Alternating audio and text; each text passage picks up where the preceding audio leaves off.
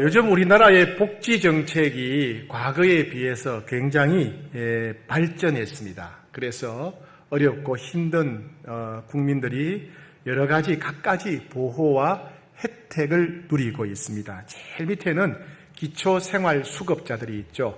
이 기초생활수급자들은 최저생계비에도 못 미치는 그런 소득을 얻는 분들입니다. 또 그 위에는 차상위 계층이 있고 이렇게 해서 많은 분들이 도움을 받고 있습니다. 지난주에 한 집사님이 쌀 2포대를 가지고 교회로 오셨습니다. 본인은 기초생활수급자라서 동사무소에서 쌀을 지원해 준다는 것입니다. 근데 혼자 살다 보고 또 밥을 많이 먹지 않다 보니까 쌀이 많이 남았다면서 쌀 2포대를 가지고 교회로 오셨습니다. 자기보다 더 어려운 성도님이 계시면 이 쌀을 나눠주면 좋겠다는 것이었어요.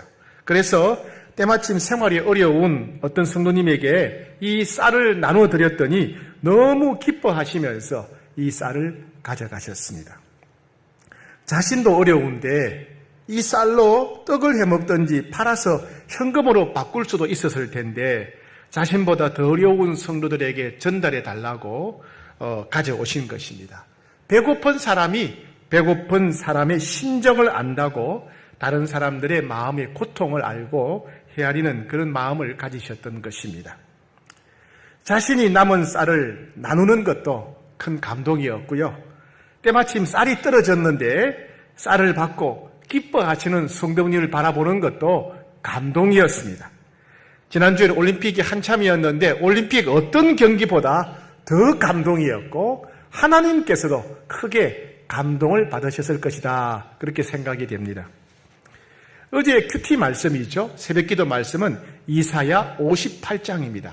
이사야 58장 10절에 보게 되면 줄인 자에게 내 심정이 동하며 괴로워하는 자의 심정을 만족하게 하면, 즉 배고픈 자의 마음을 헤아리고 괴로워하는 사람의 마음을 위로해 주는 자는 4가지 복을 주시겠다.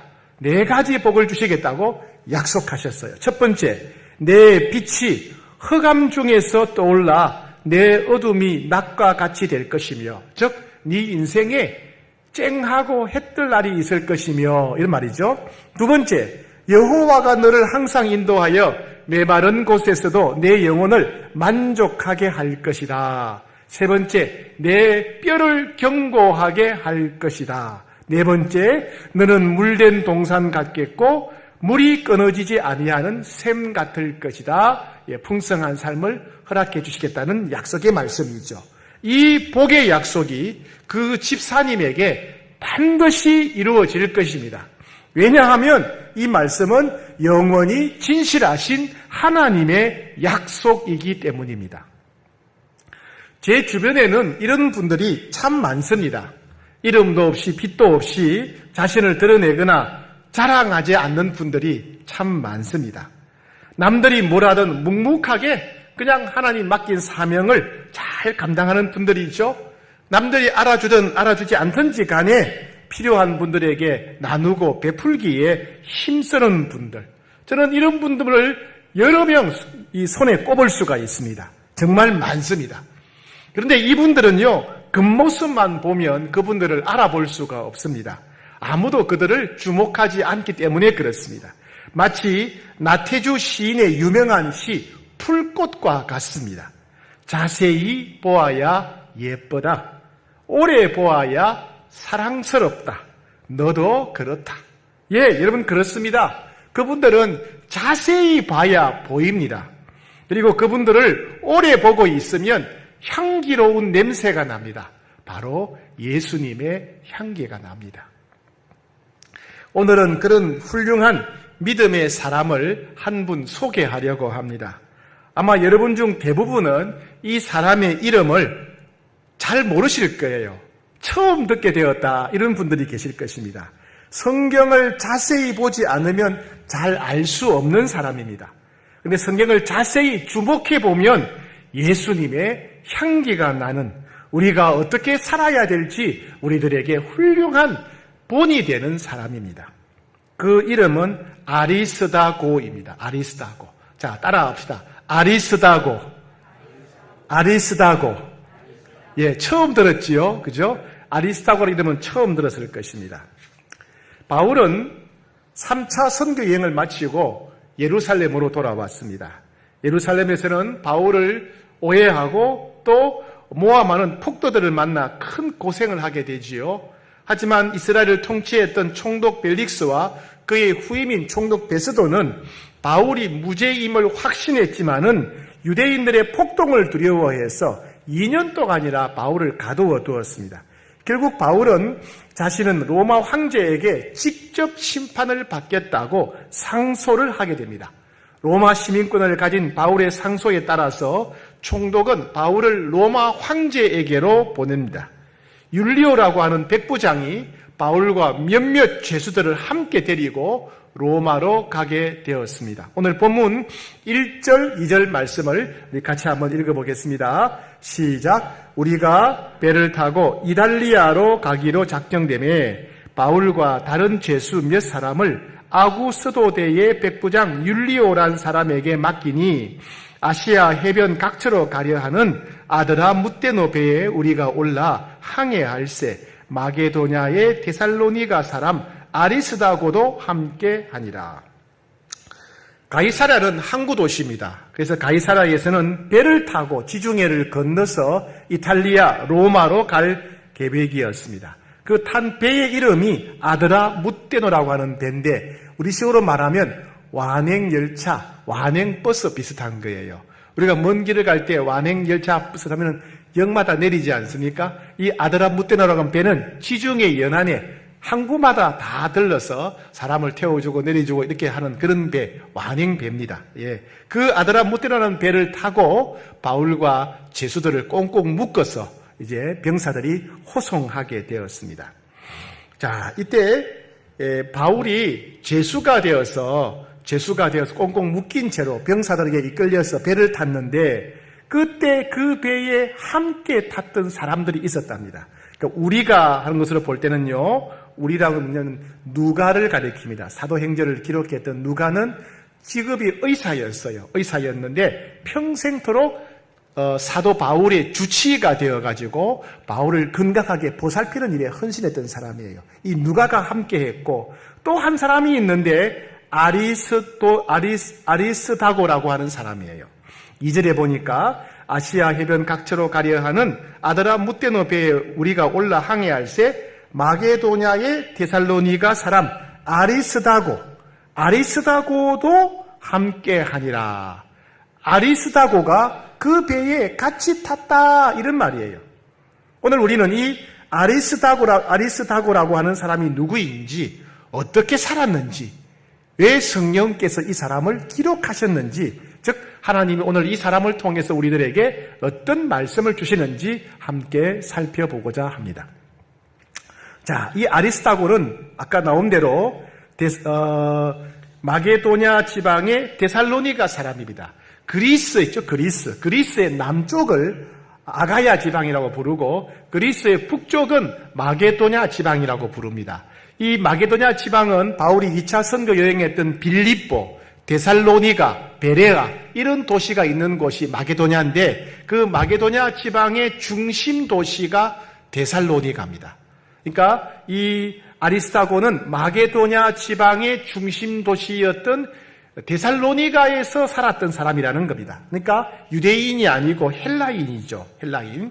사도 바울이 2차 선교 여행 때 그 환상을 보고 건너와서 빌립보에 복음을 전하고 그 다음에 데살로니가에 와서 복음을 전했는데 새 안식일을 지냈다 그래요. 그러니까 대략 한 3주에서 한 달 정도 머물면서 바울이 복음을 전했습니다. 그러다가 바울을 죽이려고 유대인들이 폭동을 일으키자 급하게 베레아로 도망가게 됩니다.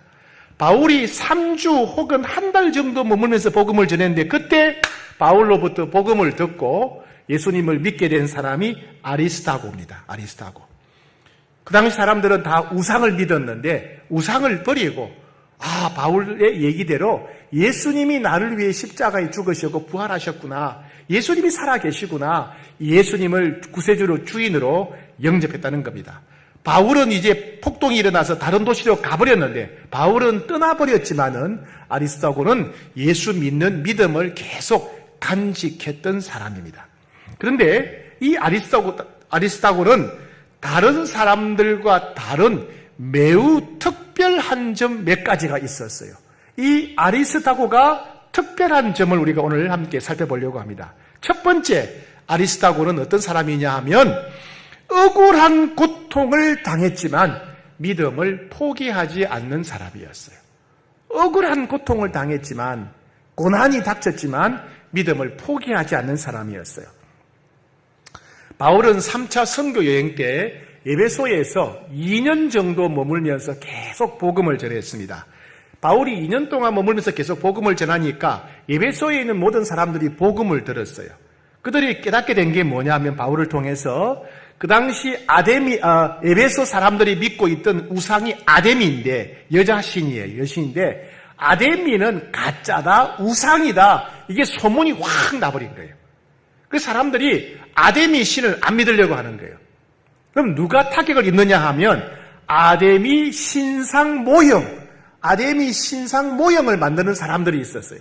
예를 들면 불교 믿는 사람들은 불상 모형을 집에 갖다 놓고 절을 하잖아요. 그죠? 그것처럼 아데미 신상 모형을 만들어 파는 사람들이 있었는데, 사람들이 다 바울을 통해서 아데미 신은 우상이다, 가짜다 그러니까 아데미 신상을 사는 사람들이 없는 거예요.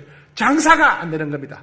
그래서 아데미 신상을 만드는 사람들과 파는 사람들이 뭉쳐가지고 폭동을 일으킨 겁니다. 저 바울 죽여버리자. 바울 때문에 아데미 신상이 안 팔린다. 그래서 바울을 죽이기로 폭동을 일으켰습니다. 그 사실을 알았던 제자들이 급하게 바울을 이제 빼돌렸어요. 그런데 그만 이 아리스타고가 이 폭도들에게 붙잡힌 거예요.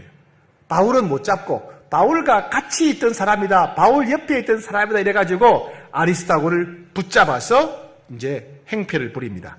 사도행전 19장 29절에 보게 되면 온 시내가 요란하여 바울과 같이 다니는 마게도냐 사람 가이오와 아리스타고를 붙들어 일제히 연극장으로 달려들어가. 이 연극장은 원형 경기장, 야외 경기장입니다.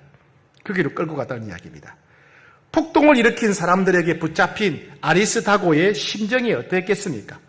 보통 폭동을 일으킨 사람들은 말과 행동을 절제하지 않습니다. 과격하게, 폭력적으로 변하죠. 분노가 폭발하고 닥치는 대로 때리고 부수고 죽이고 불을 지르는 사람들이에요. 그런 폭도들에게 아리스타고가 바울 대신 붙잡힌 거예요. 바울과 함께 있다가.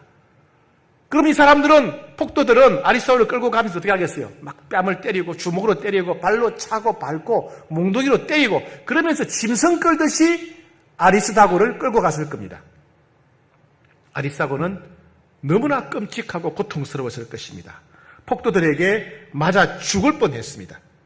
그때 그 공포, 많은 사람들이 자기를 주먹으로 때리고 발로 차고 짓밟을 때 그 공포, 이러다 죽겠구나, 그 두려움은 평생 잊지 못할 것입니다. 괜히 바울과 함께 있다가 바울 대신에 억울한 고통을 당하게 된 것입니다. 그는 이 사건을 통해서 앞으로 계속 예수님을 믿을 것인지 진지하게 생각하게 되었을 것입니다. 예수 믿으면 이렇게 억울한 죽음을 당할 수 있겠구나. 예수 믿으면 이렇게 한순간에 갑자기 인생이 끝날 수도 있겠구나. 하지만 그는 이러한 사건을 겪고도 믿음이 흔들리지 않았습니다. 억울하게 한순간 죽을 뻔했던 무섭고도 끔찍한 사건을 겪었지만은 그는 절대로 믿음을 포기하지 않았습니다. 그는 흔들리지 않는 믿음을 가진 사람이었습니다. 많은 사람들이 이런 고난이 닥쳐오면 믿음이 흔들리는 경우가 많지요. 직장을 잃었다든지, 사업이 어려워졌다든지, 큰 질병이 찾아왔다든지, 어떤 대형 사고가 생겼다든지, 특히 교회에서 성도들로부터 상처를 받았든지, 그러면 예수 믿으면 뭐하나? 예수 믿어도 이런 고난이 생기네? 하나님 살아계시면 뭐하나? 이런 고난이 생기는데 차라리 안 믿고 마음대로 사는 게 낫겠다. 그리고 믿음을 저버리는 사람이 있다는 겁니다. 우리 교회 한 집사님이 몇 년 전에 참 큰 어려움을 당했어요.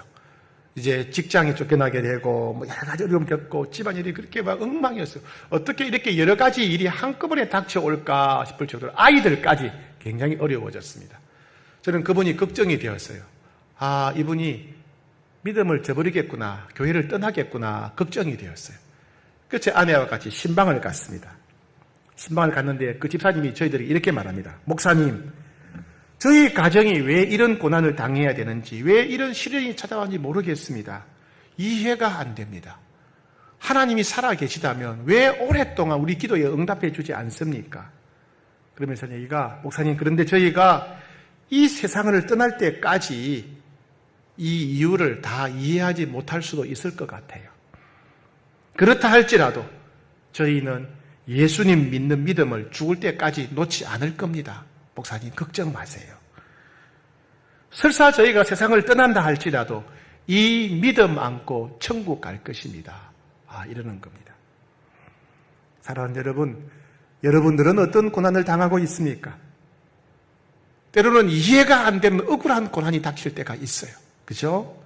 예. 고난이 닥치더라도, 왜 그 고난이 왔는지 이해가 되지 않더라도, 언제까지 이 문제가 계속될 것인지 상상할 수 없더라도, 여러분, 예수 믿는 믿음은 흔들리지 않아야 됩니다. 예수 믿는 믿음은 변함없이 한결같이 지키는 여러분 되시기를 축복합니다. 두 번째, 아리스다고의 특징이 뭐냐 하면, 다른 사람들로부터 신뢰를 받는 사람이었다. 다른 사람들로부터 인정을 받는 사람이었다는 것입니다. 그 당시 예루살렘을 중심으로 유대 지역에는 큰 가뭄이 몇 년 동안 계속되었어요. 몇 년 동안 가뭄이 계속되다 보니까 많은 사람들이 굶주림에 시달립니다.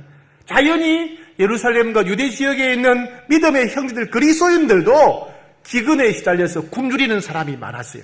사도 바울이 이 소식을 듣습니다. 바울이 너무 마음이 아파서 바울은 자신이 복음을 전했던 아시아 지역과 유럽에 있는 형제들에게 권면을 합니다.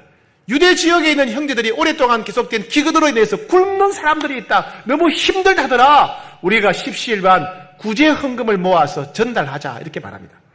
바울의 이야기를 듣고 아시아 지역의 교회는 물론 빌립보, 데살로니가, 베레아, 고린도 등 유럽 지역의 교회들이 적극적으로 헌금을, 구제 헌금을 합니다. 성경을 보면 힘에 지나도록 헌금했다 그래요.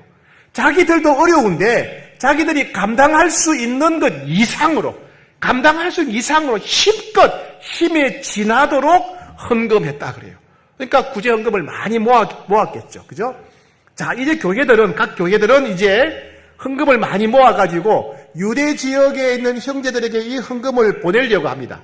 그러면 그 교회의 헌금을 전달할 사람을 뽑아야 되겠죠. 그죠? 각 교회마다 그 많은 헌금을 전달할 사람을 뽑습니다. 그럼 각 교회는 어떤 사람 뽑겠습니까? 아무나 뽑지 않을 거예요. 그죠? 첫 번째, 진실한 사람 뽑을 거예요. 왜요? 사람들이 돈 보면 눈이 돌아가니까. 그죠? 돈을 보면 사람이 생각이 달라지니까. 그래서 돈을 보더라도, 큰 돈을 전달하더라도 눈 돌아가지 않을 사람, 유혹을 이길 사람, 진실한 사람. 두 번째, 몇 달 동안 여행해서 예루살렘까지 가야 되니까 굉장히 힘든 일이에요. 그죠? 그 힘든 어려움을 불구하고 끝까지 책임을 감당할 수 있는 책임감이 강한 사람. 세 번째, 몇 달 동안 이제 예루살렘에 갔다 와야 되는데, 그러면 자기는 농사를 못 짓는 거예요. 자기는 손해보는 거야. 그렇다 할지라도 교회가 원하는 일, 주님을 원하는 일을 위해서 기꺼이 헌신할 사람. 그죠? 진실하고, 책임감이 강하고, 헌신적인 사람을 고르고 뽑아서 사람을 세운 거예요. 각 교회마다. 그 사람 명단이 사도행전 20장 4절에 나옵니다. 아시아까지 함께 가는 자는 베레아 사람 부로의 아들 소바드와 데살로니가 사람 아리스다고와 세군도와 더베 사람 가이오와 빛 디모데와 아시아 사람 두기고와 드로비모라. 각 지역의 대표를 뽑은 겁니다. 베레아 교회에는 부로의 아들 소바드, 데살로니가 교회는 아리스다고와 세군도, 갈라디아 지역 루스라, 이고니온, 더베 그쪽에서는 가이오와 디모데, 그 다음에 예베소, 드로아 등 소아시아 지역에서는 두기고와 드로비모를 책임자로 세운 겁니다. 즉 아리스다고는 데살로니가 지역 교회 성도들로부터 신뢰를 받았어요. 아리스다고는 어떤 유혹이 와도 유혹에 흔들리지 않을 사람, 신실한 사람이다. 아리스다고는 어떤 어려움이 오더라도 끝까지 책임을 완수할 책임감이 강한 사람이다. 아리스다고는 주님의 일, 교회의 일을 위해서 기꺼이 자기 삶을 포기할 줄 아는 헌신적인 사람이다.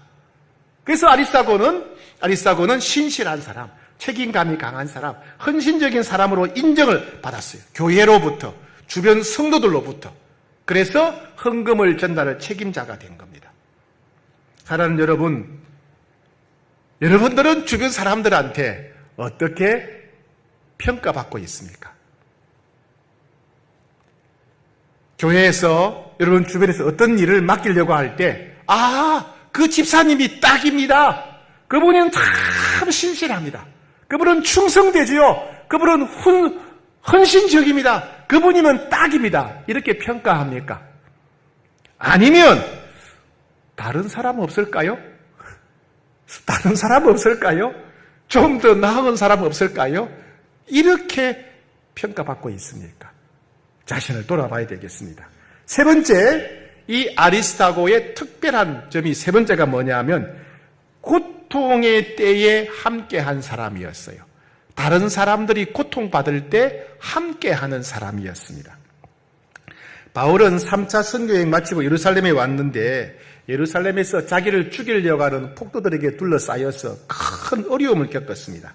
바울을 죽이기 전에는 먹지도 마시지도 않겠다고 맹세하면서 동맹을 맺은 40여 명, 즉 소위 암살 특공대가 조직이 되었습니다.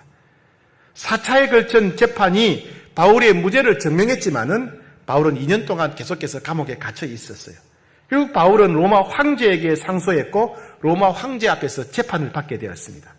로마 병사들은 바울과 다른 죄수들을 함께 꽁꽁 묶어서 로마로 호송하게 됩니다. 다른 죄수들과 함께 쇠사슬에 꽁꽁 묶여서 이제 배를 타고 로마로 가게 되는 겁니다. 자, 여러분, 우리가 지하철을 탔는데 어떤 경찰들이 죄수들을 호송한다고 합시다. 여러분 TV에 그런 장면 보셨지요, 그죠? 물론 그런 일은 교도관이나 경찰들이 하고 따로 죄수들을 호송하는 호송차가 있지만은 그냥 예를 들어서 지하철을 탔다고 해요. 지하철. 경찰들이 죄수 몇 명을 포성줄이라 그럽니까? 손과 발을 꽁꽁 묶어가지고 이제 지하철을 이용해서 이동하는 거예요. 그런데 여러분들이 그 지하철을 탔어요. 딱 보니까 꽁꽁 묶여서 끌려가는 사람 중에 여러분 아는 사람이 있는 거예요. 아는 사람이. 친구나 이웃 사람이 있는 거예요. 여러분 아는 척 할 수 있겠습니까? 사람들이 다 이렇게 막 저 봐라 저 도둑놈인갑다 강도인갑다 저 죄수인가 끌려가네 다 이러고 있는데 아이고 누구냐 이렇게 아는 척 하기가 쉽지 않죠. 그죠? 창피하기도 하고 그죠? 예. 바울의 입장도 그렇지 않겠습니까? 바울도 쇠사슬에 꽁꽁 묶여서 다른 죄수들과 함께 배를 타고 끌려가니까 주변 사람들이 바울을 아는 체 하기가 쉽지 않았을 거예요. 그죠? 그런데 그때 그 바울과 끝까지 함께 동행했던 사람이 있었다. 한 사람은 의사로서 평생 바울을 살폈던 누가와 그리고 오늘 주인공 아리스다고입니다. 27장 2절에 보니까 아시아 해변 각처로 가려 하는 아드라 무테노 배에 우리가 올라 항해하세. 우리는 누가입니다. 마게도냐의 데살로니가 사람 아리스다고도 함께하니라. 아리스다고가 바울이 끌려가는 그 배에 함께 탔다 이런 말이에요. 끌려가는 죄수와 아는 체 하기는 쉽지 않았습니다. 그런데 끌려가는 죄수와 함께 지내고 함께 이야기하고 혹시 그 죄수가 불편한 것이 있을까 해서 함께 동행하며 보살폈다는 것은 매우 특별한 일입니다. 만약에 바울이 로마 황제한테 큰 상을 받으려 간다거나 총독이나 장관처럼 높은 자리를 받으려고 높은 지위를 임명받으려고 간다면 여러 사람들이 함께 했을 거예요. 왜요? 떡고물이라도 얻어먹으려고. 그죠? 예. 그런데 쇠사슬에 묶여서 끌려가는 죄수에게는 평소 같이 있던 사람도 다 떠나버린 거예요. 왜요? 부끄러우니까. 왜요? 아는 척하면 창피하니까. 왜요? 괜히 얼쩡거리다가 같이 끌려갈까 봐. 예. 하지만 아리스다고는 전혀 거기에 대해서 부끄러워하거나 꺼리지 않았습니다. 함께 죄인 취급받을 창피함을 무릅쓰고 그 배에 같이 탔어요. 괜히 바울 옆에 얼쩡거리다가 죄수를 호송하는 병사들한테 수모와 고통을 당할 수 있었지만은 두려워하지 않고 바울과 같은 배를 탔습니다. 흔히 우리는 한 배를 탔다 이렇게 말합니다. 무슨 말입니까? 운명을 같이 한다. 우리는 한 배에 탔다. 우리는 운명을 같이 한다는 말입니다. 아리스타고는 바울과 한 배를 탔습니다. 죽으나 사나 바울과 함께 가려고 했습니다. 왜요? 아리스타고는 바울이 예수님 안에서 예수 믿는 영원한 형제이니까. 바울은 세계 선교의 사명을 받은 우리의 동력자니까, 나의 동력자니까, 하나님의 일꾼이고 종이니까 함께 한 겁니다. 내가 잘 나갈 때, 내가 성공할 때는 함께 할 사람이 많습니다. 그런데 내가 힘들고 외롭고 고통스러울 때 나와 함께 하는 사람은 참 희귀합니다. 여러분 그렇지 않던가요? 내가 사업이 어려울 때, 경제가 어려울 때, 그죠? 형편이 어려울 때 함께 하는 사람은 참 드물지요. 그런데 내가 고통스러울 때, 내가 외로울 때 나와 함께 하는 사람은 진짜 나를 사랑하는 사람이고 내게 소중한 사람들입니다. 저도 그렇게 힘들 때가 있었습니다. 제가 홍익교회 청년부 전도사로 처음 왔던 것이 2000년이죠. 2000년. 그리고 목사 안수 받고 2005년 12월까지 제가 사역했습니다. 2005년 12월까지. 그러니까 6년 냈죠. 2000년부터 2005년까지 딱 만 6년 사역을 하고 제가 2005년 12월에 사임을 했습니다. 홍익교회 청년부도 사임을 하고 IBF 선교단체 간사로 제가 동시에 사임을 했습니다. 그러니까 2006년 1월부터 저는 실업자가 된 거예요. 실업자. 그동안 15년 동안 앞만 보고 계속 달려왔기 때문에 하나님께서 강제로 좀 쉬게 하셨어요. 강제로 제 자신을 돌아보고 쉬게 하셨는데 하나님은 쉬게 하셨지만 저는 힘들었어요. 한 6개월 동안 쉬는데 직업이 없으니까, 일자리가 없으니까 생활이 어려운 거예요. 제 아내는 그 당시에 장신대 신대원 다니고 있었고요. 학생이고 신대원에. 또 우리 두 애들은 학교 다니고 학원 다니니까 아내 학비, 생활비, 아이들 학원비를 마련해야 될 거 아니에요. 제가 할 수 있는 게 아무것도 없는 거예요. 목사가 되니까 배운 게 없는 거예요. 전도하고 설교만 했지 뭐 기술이 없는 거예요. 그래서 무슨 생각을 했냐 하면 택시 기사를 할까 생각했어요. 운전은 잘하니까 택시 기사라도 할까 생각하고 택시 회사에 알아보기도 했습니다. 그럴 때가 있었어요. 참 그때는 힘들었죠. 근데 그때에 몇몇 성도님들이 찾아오시는 거예요. 목사님 밥 굶는 거 아니에요? 이러면서 막 밥을 사주시고, 목사님 생활비 없죠? 이러면서 생활비에 보태쓰라고 봉투를 자꾸 내미시고, 어떤 분은 간식 사들고 저희 집에 차 마시러 놀러 오시고 위로해 주러 오시는 거죠. 저는 떠난 목사인데, 저는 청년부 목사였는데 많은 분들이 그렇게 찾아오셨어요. 저는 그때 그분들의 그 사랑과 따뜻한 마음을 절대 잊지 못합니다. 세상 사람들은 다르게 살지요. 세상 사람들은 돈 많은 사람 좋아하고 지위가 높은 사람 좋아하고 능력이 있는 사람, 잘생긴 사람한테 몰려갑니다.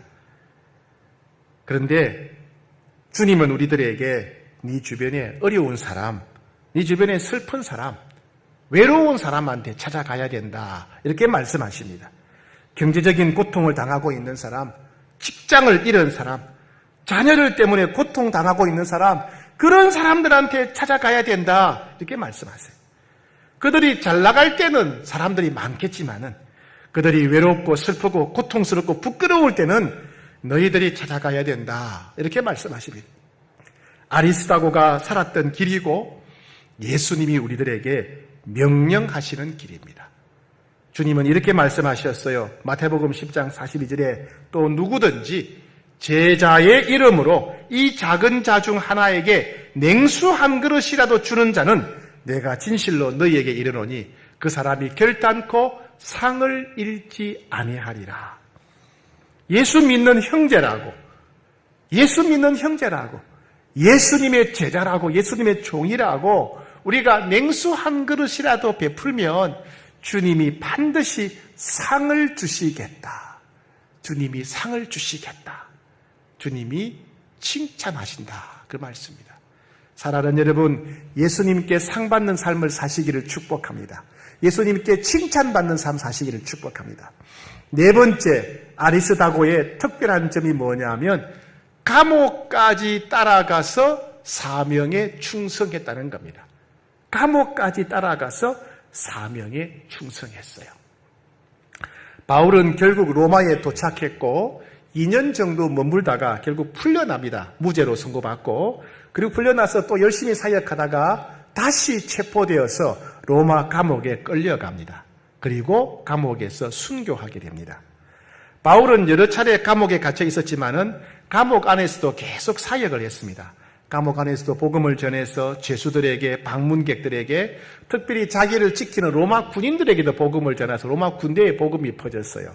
예를 들면 바울이 감옥에 안에 갇혀 있을 때 자기를 위로하는 빌립보 교인들에게 쓴 편지가 빌립보서인데, 형제들아, 내가 당한 일이 도리어 복음 전파의 진전이 된 줄 알아라. 이러므로 나의 매임이 그리스도 안에서 모든 시위대 안과 그 밖에 모든 사람들에게 나타났다. 바울은 자기를 걱정하는 빌립보 교인들에게, 형제들아, 걱정하지 마라. 오히려 복음이 전파되고 있다.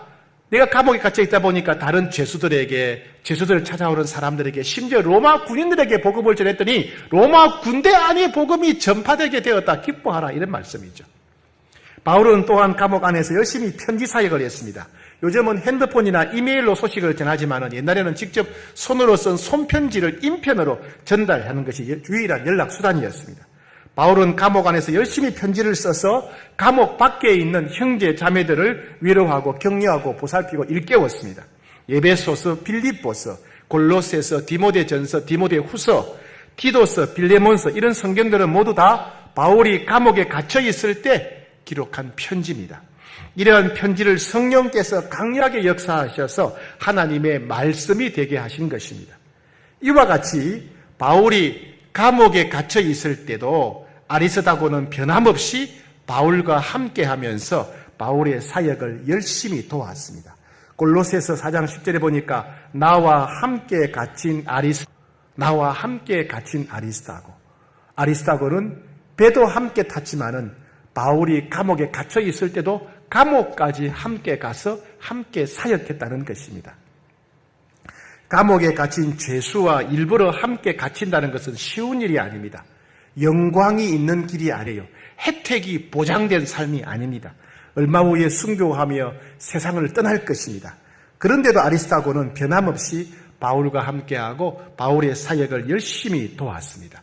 정말 포기할 줄 모르는 충성된 사람이었어요.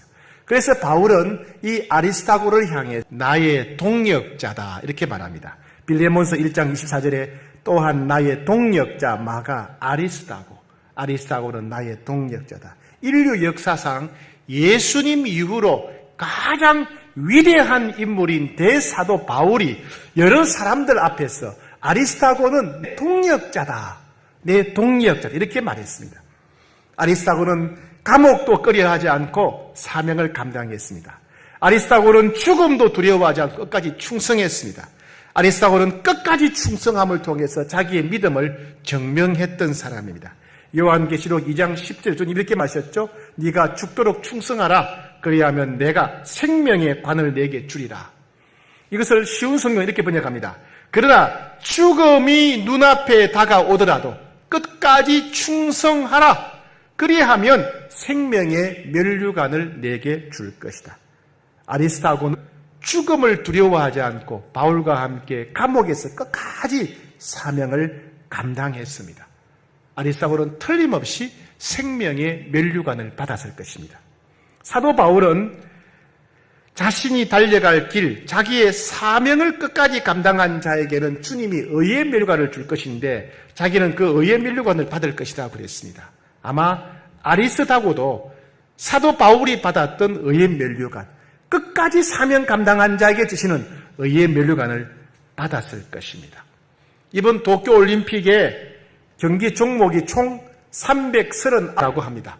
금메달이 총 339개예요. 아무리 금메달이 339개 다 뭉친다 하더라도 아리스다고가 받았던 생명의 면류관, 의의 면류관과 비교할 수 없습니다. 이 땅에 사람들 앞에서 받는 그 금메달 받는 장면이 얼마나 영광스럽습니까?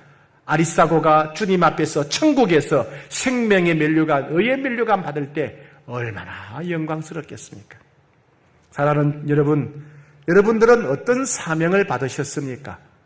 주님은 여러분들에게 어떤 사명을 맡겨주셨습니까? 어떤 분들은 전도의 사명을 받으셨습니다. 전도의 사명이 있는 분은 계속 전도하셔야 돼요. 어떤 분은 중보기도의 사명을 받으신 분들이 있어요. 기도하셔야 됩니다. 특별히 영혼을 돌보는 사명을 받으신 분들, 코로나 바이러스 때문에 대면하기 어려울 때일수록 이 사명 더 잘 감당해야 됩니다. 사랑방지기 여러분, 사명 감당, 교사 여러분, 깨어서 사명 더 잘 감당하셔야 됩니다. 남녀 선교회 임원 여러분, 사명 감당하셔야 돼요. 당회원 여러분, 목회자 여러분, 사명 감당하셔야 됩니다. 가정에서도 직장에서 빛과 소금의 사명 감당해야 됩니다. 그리고 불신 가정에서 홀로 예수 믿으면서 자녀에게, 배우자에게, 부모에게 복음을 전하려고 눈물로 기도하는 분, 낙심하지 말고 끝까지 사명 잘 감당해야 됩니다. 주님은 죽음을 두려워하지 않고 충성하는 자에게 생명의 맺힌다 그랬습니다. 맡긴 사명을 끝까지 완수한 자에게는 의의 면류관 주신다고 했습니다. 홍익의 모든 권속들은 이 생명의 면류관, 의의 면류관 받게 되기를 축복합니다. 아리스타고는 많은 사람들 앞에서 사도 바울은 사람들 앞에서 아리스타고를 이렇게 평가했습니다. 사도 바울의 평가입니다. 아리스타고는 나와 함께 예수 믿는 형제다. 아리스타고는 나와 한 배를 탄 사람이다. 아리스타고는 감옥에서도 나와 함께하는 나의 능력자다. 그리고 아리스타고는 나와 함께 천국에서 상 받을 사람이다. 이렇게 말했습니다. 여러분들은 누가 그렇게 여러분을 소개하고 칭찬합니까? 이 집사님은 나와 예수 믿는 진짜 내 형제다. 이 집사님은 나와 한 배를 탄 사람이다. 이 집사님은 나와 함께 끝까지 충성하는 나의 동력자다. 이 집사님은 나와 함께 천국에서 상 받을 사람이. 누가 여러분을 그렇게 소개합니까? 사랑하는 여러분, 여러분들은 앞으로 누구와 함께 할 것입니까? 누구와 한 배를 타고 살아갈 것입니까? 누구와 함께 감옥에 가더라도 끝까지 동력자가 될 것입니까? 여러분들은 누구와 함께 천국에서 상을 받을 것입니까? 오늘 주님 아리스타고를 통해서 우리에게 말씀하십니다. 너희도 아리스타고처럼 고난을 당하고 억울한 고통을 당할지라도 믿음을 잃지 않는 사람이 되어야 된다. 너도 아리스타고처럼 주변 사람들로부터 칭찬받고 인정받는 사람이 되어야 된다. 너도 아리스타고처럼 슬프고 외로운 사람, 고통받는 사람들과 함께하며 눈물 닦아주는 사람이 돼. 너도 아리스타고처럼 감옥까지 가서라도 생명이 닿을 때까지 사명에 충성하는 자가 되어야 된다라고 말씀하십니다. 요즘은 사진을 많이 찍는 시대지요. 옛날에 필름 카메라 있을 때는 사진 찍기가 어려웠어요. 그래도 비쌌고 필름이 비싸니까 한 컷 한 컷 이렇게 찍을 때마다 굉장히 신중하게 찍었습니다. 요즘은 핸드폰을 쓰다 보니까 사진을 그냥 시도 때도 없이 마음대로 찍어요. 그죠? 같은 자리에서도 수십 장 찍고 그중에 잘된 고릅니다. 어쨌든 간에 사진은 참 좋아요. 그런 말 있죠? 결국 남는 거는 사진이다. 그래요. 그죠? 시간은 다 지나가 버리지만은 사진이 있으면, 야, 이때 참 예뻤네. 아이고, 이때 참 멋있었다. 아이고, 이때 참 행복했는데, 즐거웠는데. 사진 보고 우리는 웃지요. 여러분, 주님도 사진을 찍고 계실 겁니다. 사진을. 우리 사진. 그리고 천국 가면 우리는 주님과 함께 그 사진을 보게 될 것입니다. 언제 찍을까요? 우리가 죄 지을 때마다 찰칵 찍을 거예요. 죄 지을 때마다. 아이고 무시라, 그죠? 아이고 부끄러운 일이에요. 죄 지을 때마다 주님 사진 찍을 거예요. 그리고 우리가 예배 드릴 때 우리가 온 마음과 온 정성을 다해서 주님을 찬양할 때 주님이 너무 좋으셔서 찰칵찰칵. 그죠? 우리가 처음 예수 믿을 때 찰칵. 우리가 고난을 당하고 억울한 고통, 믿음이 흔들리지 않을 때 아이고 주님이 너무 좋으셔서 찰칵찰칵. 외롭고 고통스럽고 힘든 성도님 찾아가서 그들의 눈물 닦아줄 때 주님이 찰칵찰칵. 그죠? 힘들고 어려워도 끝까지 사명 감당하며 싸울 때 주님이 너무 좋으셔서 찰칵 찍으실 겁니다. 그죠? 사진 찍으면 어떻게 해야 돼요? 폼 잡아야죠. 그죠? 누가 사진 찍는다 그러면 어떻게 해요? 탁 이렇게 미소를 지으면서 승리해 보이자. 어른이고 애들이고 다 승리해 보이자. 우리도 여러분 폼 잡으셔야 돼요. 폼 잡으셔. 우리가 예배 드릴 때 온 마음과 정성을 다할 때 주님이 사진 찍은 소리 착각 들리거들랑 하늘을 보면서 미소를 지으셔야 돼요. 예. 우리가 억울한 고난을 당해도 이해할 수 없는 고통이 몰려와도 우리의 믿음이 흔들리지 않을 때 그때 찰칵 소리 들릴 거예요. 그때 우리는 하늘을 보면서 미소를 지으면서 폼을 잡아야 됩니다. 우리 주변에 외로운 사람, 슬픈 사람 찾아가서 우리가 눈물 닦아주고 나누고 베풀 때 틀림없이 그때 사진 찍는 소리가 들릴 거예요. 찰칵. 그때 우리는 하늘 보면서 또 폼 잡아야 돼요. 그렇죠? 아무리 힘들고 어려도 남들이 알아주지 않아도 끝까지 사명 감당하려고 우리가 애쓰고 힘쓸 때 틀림없이 사진 찍는 소리가 들려올 거예요. 착각 소리 들리면 우리 하늘 보면서 폼을 잡으셔야 됩니다. 그렇게 멋진 인생 사진을 남기는 여러분 되시기를 축복합니다. 우리 같이 한번 기도하겠습니다.